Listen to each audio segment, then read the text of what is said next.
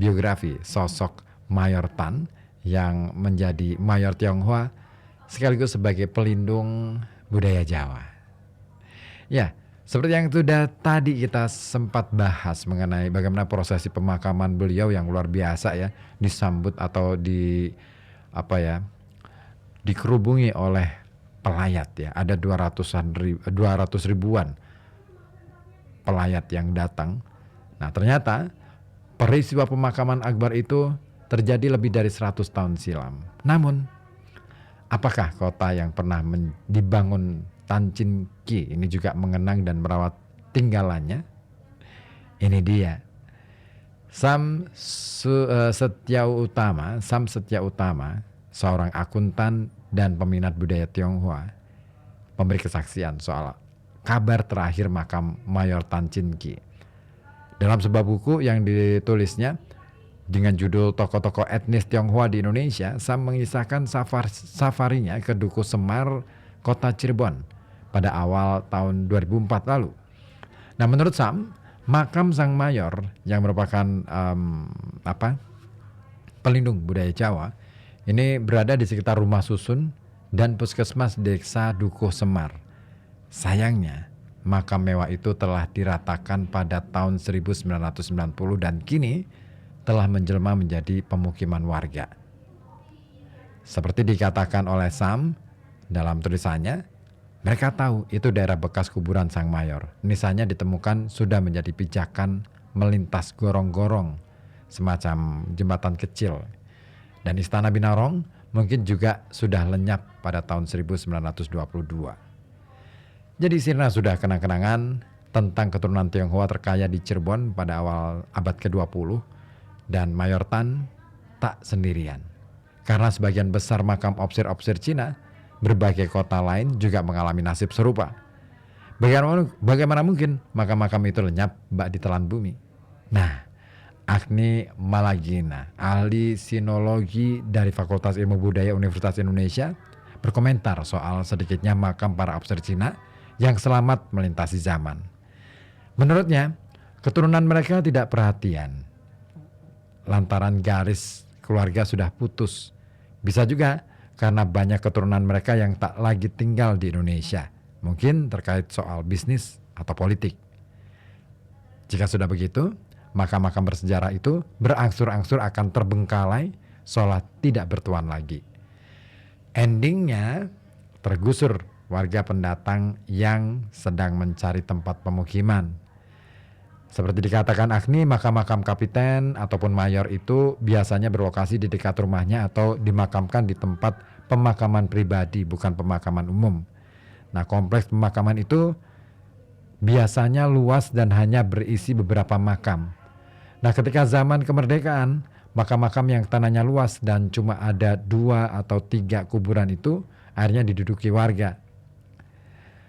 Hal serupa juga diungkapkan oleh Asmi Abu Bakar, putra Aceh yang mendirikan Museum Pustaka Peranakan Tionghoa di Serpong, yang pernah berkunjung ke situs makam Mayor Tan Chin Ki di Dukuh Semar.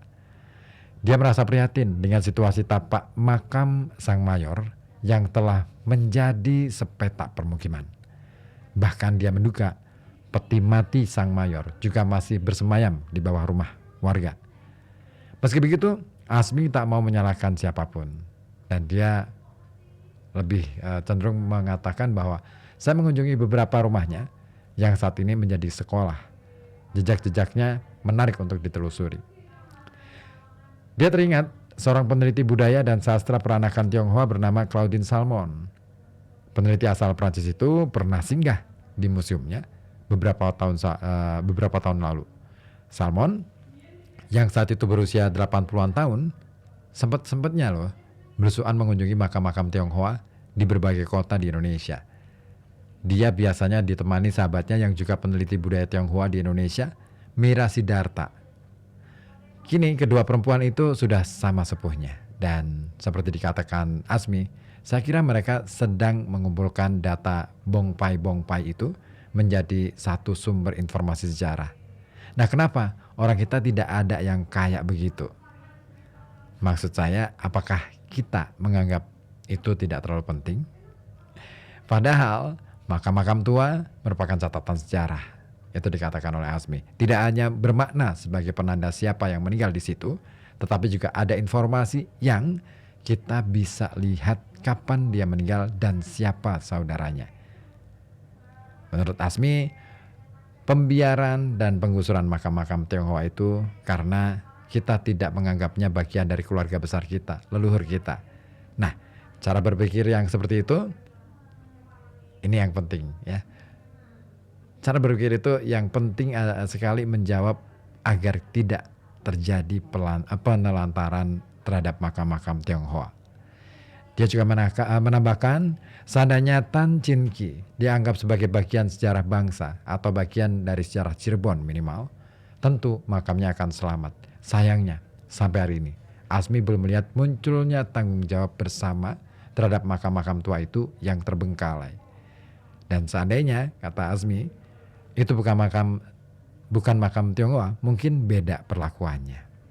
Ya, makam-makam tua ibarat monumen yang menyimpan cerita tentang sejarah sosial sebuah kota.